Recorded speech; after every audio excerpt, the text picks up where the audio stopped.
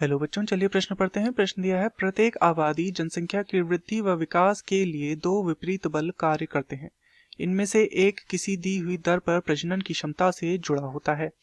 इसका विरोध करने वाला बल कहलाता है। विकल्प ए है वातावरणीय प्रतिरोध, विकल्प बी है मॉर्बिडिटी या रुग्णता, विकल्प सी है फकिनाडिटी या जनन शक्ति तथा विकल्प डी है जैविक विभव। तो इस प्रश्न में हमसे एक बल के विषय में पूछा गया है जो कि इसका विरोध करता है।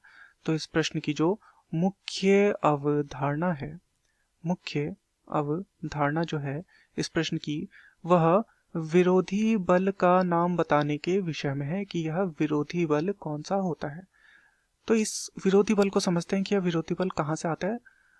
तो किसी भी जीव में क्या होता है, प्रजनन की अंतर्निहित योग्यता होती है। तो जो जीव होता है उसमें प्रजनन की अंतर्निहित योग्यता होती है, अर्थात उसके भीतर यह योग्यता होती है।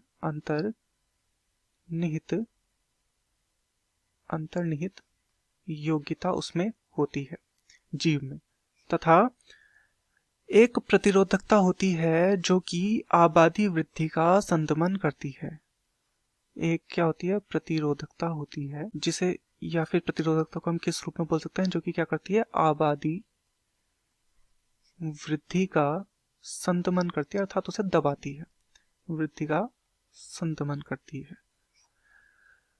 तो इस प्रकार से जो यहाँ पर बल कार्य करता है, बल जो विपरीत बल यहाँ पर कार्य करता है, उस विपरीत बल को कहा जाता है जैविक विभव। जैविक विभव उस बल को यहाँ पर कहा जाता है। तो विकल्पों को देखते हैं। विकल्प ए है वातावरणीय प्रतिरोध, वातावरणीय प्रतिरोध यहाँ पर नहीं है। विकल्प बी है मॉर्बिडिटी या रुग्णता, यह भी गलत है। विकल्प सी है फकिनाडिटी या जनशक्ति, यह भी गलत है। तथा विकल्प डी है जैविक विभव। बिल्कुल यहाँ जो विरोधी बल है उसके बारे में पूछा गया और यह विरोधी बल जैविक विभव कहलाता है। तो दिए गए प्रश्न का सही उत्तर होगा विकल्प डी जैविक विभव। मैं आशा करता हूँ आपकी यह समझ में आया होगा। धन्यवाद।